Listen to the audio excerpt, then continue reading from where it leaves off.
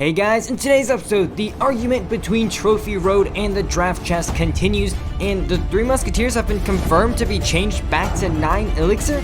All that and more in today's episode of Clash World.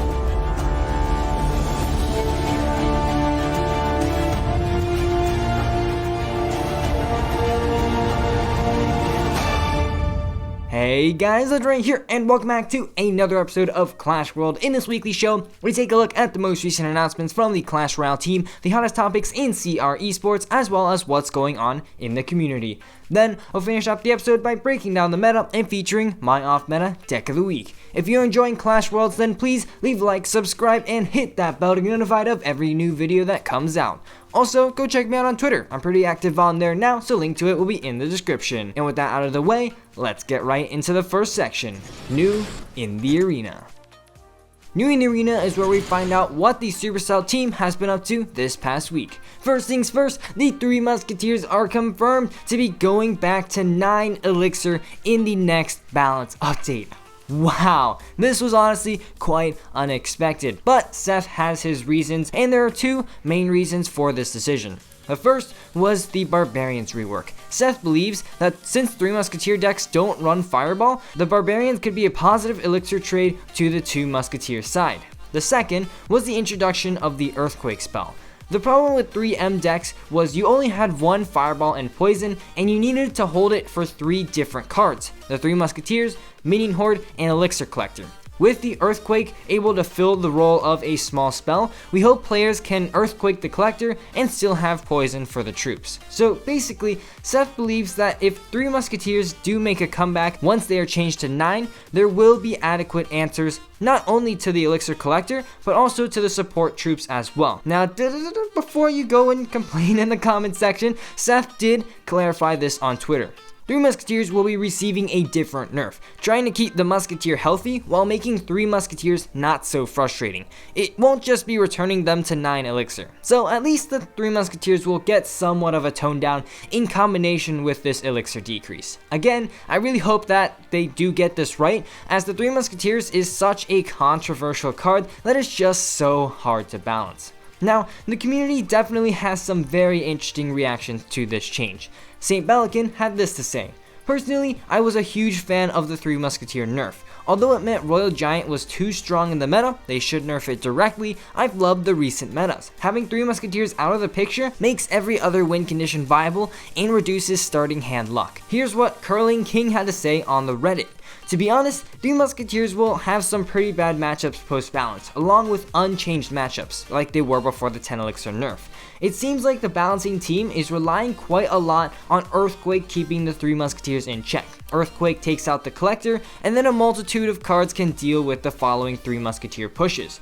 Most Three Musketeer decks use Collector, Barb Hut, Goblin Hut, or Tombstone to gain a passive ELIXIR advantage. Versus the Earthquake, Three Musketeers will not get this advantage that they used to get, thus not being able to make killer pushes, at least not via the usual method. Three Musketeers will have to play more like other decks, getting ELIXIR advantages via defense only. Without a pump gain advantage, how can Three Musketeers win against a triple spell giant deck, for example?" Now, this definitely is a very controversial topic, so what are your thoughts on this change? Be sure to let me know in the comments section below. Next up, this week we've had a really fun, new exciting challenge celebrating the Easter weekend, the Dragon Hunt Challenge. Honestly, this challenge was a really fun challenge, as long as you have the right deck and, high enough DPS to take out that dragon egg. It really did introduce something new and unique into the game, and like the Royal Hogs Challenge earlier this year, I had an absolute blast, especially with a crazy new emote at the end of a challenge. And finally, this week, Seth released a design blog for the Earthquake, explaining the why behind the creation of the card. Let's take a quick look. Spell diversity.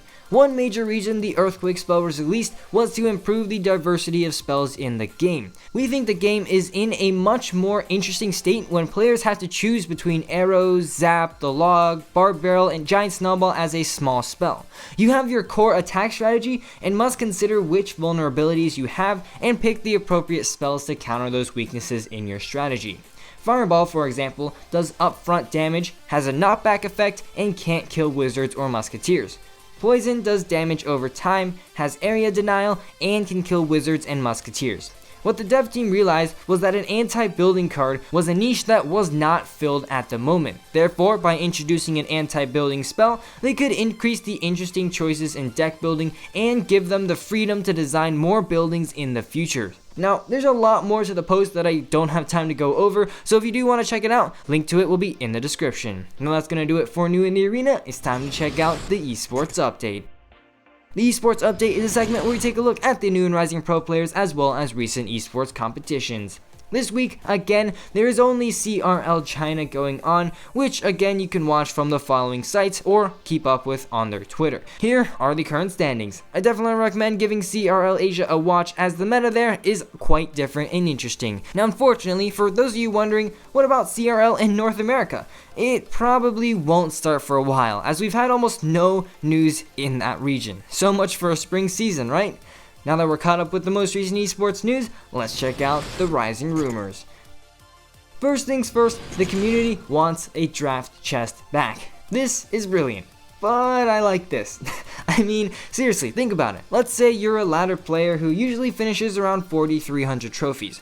In the previous system, you would get a big fat juicy draft chest at the end of the season with tons of gold and tons of cards. Now what do you get? You get 2,000 gold, 1 common token, and a lightning chest. And okay, let's say, alright, you're in the new system and you manage to push all the way up to 4,600. Well, now what do you get? 2,000 gold, 1 rare token, and 1 legendary chest. I mean, it doesn't exactly seem like that good of a trade-off. Now, what's one great way to compensate for this? Chest rework. Please Supercell, despite there being so many more cards added into the game, chests have remained relatively unchanged. As this Reddit post by Akemisora says, it's a simple idea. If we don't get a huge reward at the end, then we just need a little more reward from each chest. And honestly, it's a suggestion that makes perfect sense. Please Supercell, give this some thought at least. Hey, here's something you can't unsee. Clash Royale cards with knights on their faces. Huge props to Clash Gardener for making this epic image. Now that we've covered the trending topics in the community, let's go ahead and break down the meta. Now this week's meta, I'm gonna be honest, has been one of the better metas for a while, with a lot more diversity of decks being viable and on top of the meta. However, Rascal's Balloon is still one of the most solid decks to run in this meta. Beatdown with Giant, Golem, and Royal Giant are also all super popular right now, and Minor Control is actually taking the meta by storm, being super popular with a ton of different variants. Sparky is another sneakily effective card in this meta, doing very well when paired with the Goblin Giant. So that's the meta for you guys. Now let's check out the off-meta deck of the week. That's right, in each Clash World episode, we're going to be featuring one off-meta deck that works in the current meta. This week's deck was submitted by Joseph to my Twitter, and it's a very interesting deck with the Sparky and the Prince. The deck is definitely a very modified type of control Sparky deck, with almost all defensive cards and no big spell. This means that the only way to reach the tower is on a counter push or with some quick opposite lane pressure with something like the Bandit. It's a pretty interesting but fun deck to play, so without further ado, let's get right into a battle. Alright, so hopping into this battle, we're going to be against Killer King from the clan Camboinas JJ. So good luck to this guy. And starting off this match, like I said, we're just gonna go ahead, wait, see if he's going to make the first move. Now normally I wouldn't do this, but just because, you know, we're filming a video, I'm gonna go, okay, never mind. I said I was gonna go with Fire Spirits at the bridge, but now we can just go with Fire Spirits as sort of a reaction play. And here, let's see here, we're just gonna once again just chill, play it cool right now, because as you can see, our hand is rather expensive, and see if we can get him to make the first move. And here's gonna go with a Mega Minion in the back. So let's just quickly zap onto that tower right there, making sure to clip onto that Mega Minion, and also cycle to our Bandit, which we can play in the back and tank for that Mega Minion. And here, let's see what else he's gonna do. And it looks like he's gonna go with a Prince actually. And yeah, we can just go ahead and go with a Prince on our own. The Bandit's actually gonna dash onto the Prince. The Prince won't do any damage onto the Bandit. And there we go. It's actually, we'll just leave it right there. The two Princes will take care of each other, and our Prince will actually survive for a counter push. So here, he's actually going to Tornado, so let's actually go to the Skeleton Army, and let's see here, what does he have? Oh, I forgot, he has that Barbarian Barrel, unfortunately, but fortunately we do have our Fire Spirits, so we do have to be a little more careful. I forgot which small spell he had, but yeah, let's just quickly cycle our Zap again, because I don't think he has too many things. And oh my god, looks like it's gonna be a Golem in the back. So let's go with a Bandit and a Prince right there, right at the bridge, all in. That's gonna connect onto the tower. There we go. And that tower is probably going to be going down. There we go. And he does not know that I have the Sparky. So I'm gonna go ahead and play that Sparky down right there. And he's just gonna get absolutely destroyed. So anyways here, Sparky down. Let's go ahead and get a skeleton army as well. And look at that. That push just got absolutely vaporized right there. And let's see, Fire Spirit's down. Unfortunately, I meant for those to go onto the Mega Medium, but Sparky even takes out that Barbarian. Oh my god, 53 seconds left in this match, and things are looking really good. Here he's gonna go the Golem in the back, so let's just go all in opposite lane with a Prince as well as a Minion Horde, because obviously we have that Sparky, and the Sparky can just absolutely destroy that entire push. So here, unfortunately, he is gonna manage to defend that, and he's actually gonna use his Barb Barrel right there, so that's gonna free us up to use our Skeleton Army, which will completely ravage that Golem right there. And here, I'm gonna wait for that Baby Dragon to lock onto the tower, and then go with Fire Spirits, and that'll go ahead and splash all of that stuff away. And here, Bandit will destroy that Golem.